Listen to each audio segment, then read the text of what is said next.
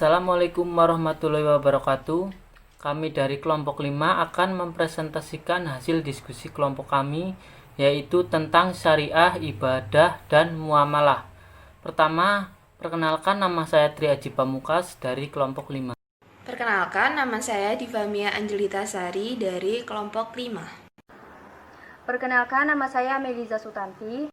Perkenalkan, nama saya Putri Mahardika, saya dari kelompok 5.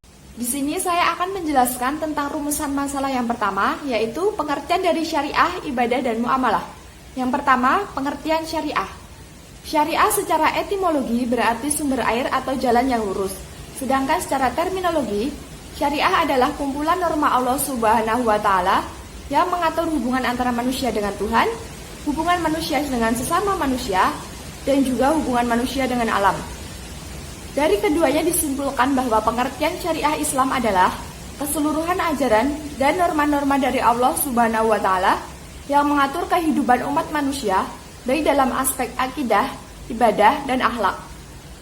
Hal ini sesuai dengan firman Allah dalam Quran Surat Al-Jathiyah ayat 18 yang artinya, "Kemudian kami jadikan kamu berada di atas suatu syariat untuk urusan agama yang benar, maka ikutilah syariat itu dan janganlah kamu ikuti hawa nafsu orang-orang yang tidak mengetahui." 2. Pengertian ibadah. Secara etimologi, ibadah berarti merendahkan diri serta tunduk. Sedangkan secara terminologi, ibadah mempunyai banyak definisi. Yang pertama, ibadah adalah taat kepada Allah dengan melaksanakan perintahnya melalui lisan para rasulnya. Yang kedua, ibadah adalah merendahkan diri kepada Allah Subhanahu wa Ta'ala, yaitu tingkatan tunduk yang paling tinggi disertai dengan rasa kecintaan yang paling tinggi. Ketiga, ibadah adalah sebutan yang mencakup seluruh apa yang dicintai dan diridhoi Allah Subhanahu wa Ta'ala, baik berupa ucapan atau perbuatan, baik lahir maupun batin. Ketiga, pengertian muamalah. Muamalah adalah aturan-aturan Allah yang mengatur hubungan manusia dengan manusia dalam memperoleh dan mengembangkan harta benda, atau lebih tepatnya dapat dikatakan sebagai aturan Islam tentang kegiatan ekonomi yang dilakukan manusia. Menurut fikih, muamalah ialah tukar-menukar barang atau sesuatu yang memberi manfaat dengan cara yang ditentukan. Dari keduanya disimpulkan bahwa muamalah adalah ibadah yang pelaksanaannya tidak seluruhnya dicontohkan oleh Nabi Muhammad SAW, namun hanya berupa prinsip-prinsip dasar dan pengembangannya diserahkan pada kemampuan dan daya jangkau pikiran umat Islam sendiri. Jadi di sini saya akan membahas tentang prinsip ibadah dan muamalah. Yang pertama adalah prinsip muamalah. 1. Bolehnya segala bentuk usaha. Kedua, haramnya segala kezaliman dengan memakan harta secara batil seperti riba, korupsi, monopoli, penimbunan, dan lain-lain. Yang ketiga, jujur dan saling menasihati. Yang keempat, asas manfaat yang diakui syara dalam setiap akad. Yang kelima, tidak ada penipuan dan manipulasi, mahrib, maisir, gharar, dan riba.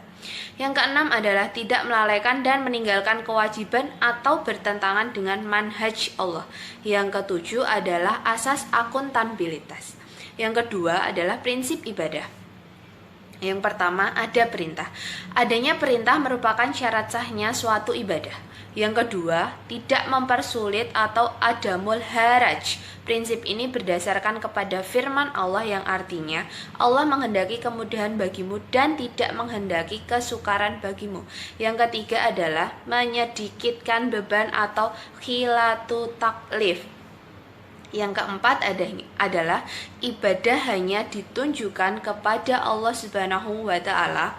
Yang kelima, ibadah tanpa perantara. Ibadah harus dilakukan oleh seseorang hamba Allah tanpa melalui perantara, baik berupa benda, binatang, tumbuhan, maupun manusia. Yang keenam adalah ibadah dilakukan secara ikhlas. Dan yang ketujuh adalah keseimbangan jasmani dan rohani. Tujuan dan fungsi mempelajari syariah. Tujuan utama yang hendak dicapai dari mempelajari syariah adalah untuk mengetahui hukum syariah berkaitan dengan perbuatan manusia. Tujuan syariah erat kaitannya dengan tujuan agama Islam itu sendiri, yang ingin mewujudkan kedamaian, kesejahteraan, dan kebahagiaan manusia. baik di dunia maupun di akhirat. Setidaknya ada 5 tujuan dari syariah, yaitu 1. Memelihara agama. Salah satu bentuk tanda syukur yang harus kita lakukan adalah berusaha semaksimal mungkin untuk menjadi muslim sejati dan memahami dan mengamalkan syariah Islam. 2. Memelihara jiwa. Memperoleh kesempatan hidup merupakan karunia yang besar bagi kita, karena kesempatan yang amat berharga ini harus kita gunakan untuk selalu mengabdi kepada Allah Subhanahu wa taala. 3. Memelihara akal. Memelihara akal yang sehat dan cerdas merupakan sesuatu yang amat penting, karena dari akal yang sehat itulah akan lahir pemikiran yang cemerlang. 4. Memelihara kehormatan. Manusia diciptakan oleh Allah Subhanahu wa taala sebagai makhluk yang mulia dan terhormat. Karena syariah Islam amat menekankan kepada manusia untuk menjaga kehormatannya agar tidak jatuh dan amat rendah melebihi rendahnya ke martabat binatang. 5. Memelihara harta. Setiap orang pasti memiliki banyak kebutuhan, mulai dari makan, minum, berpakaian, bertempat tinggal, pengembangan diri, kendaraan, dan sebagainya. Yang pertama yaitu tidak memberatkan dan tidak banyaknya beban. Dalam menetapkan syariah, diusahakan agar aturan-aturan yang ada tidak memberatkan manusia untuk melakukan dan melaksanakannya. Contohnya yaitu, bagi orang yang tidak sanggup sholat dengan berdiri, maka diperbolehkan sholat dengan duduk. Yang kedua yaitu berangsur-angsur dalam penentuan hukum.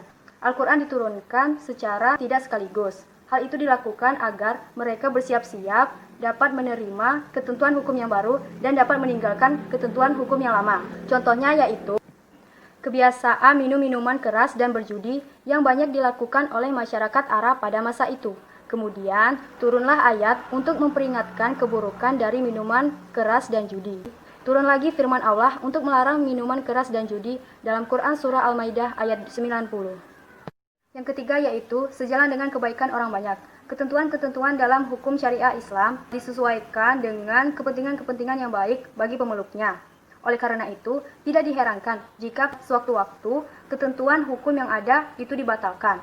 Namun, pembatalan tersebut hanya berlangsung pada masa Rasul. Setelah Rasul wafat, ketentuan hukum yang ada sudah lengkap. Contohnya yaitu ketika kiblat sholat masih mengarah pada Baitul Maqdis di Palestina, kemudian dibatalkan dengan mengarah pada Ka'bah di Mekah, seperti Quran Surah Al-Baqarah ayat 144. Keempat yaitu dasar persamaan dan keadilan. Dalam syariah Islam, semua orang dipandang sama dan berkedudukan sama di mata Allah Subhanahu wa taala. Kedudukan yang sama tersebut diperintahkan dalam Quran Surah Al-Maidah ayat 8. Sekian presentasi dari kelompok kami, ada kurangnya dan lebihnya kami mohon maaf. Wassalamualaikum warahmatullahi wabarakatuh.